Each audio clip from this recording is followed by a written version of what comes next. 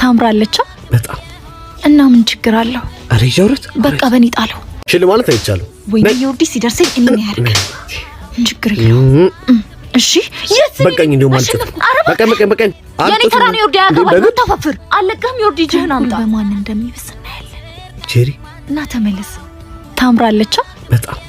እና ምን ችግር አለው? አሬ ጆርት በቃ በኔ ጣለው እናት ለሰፈሩ አዲስ ነሽ መሰለኝ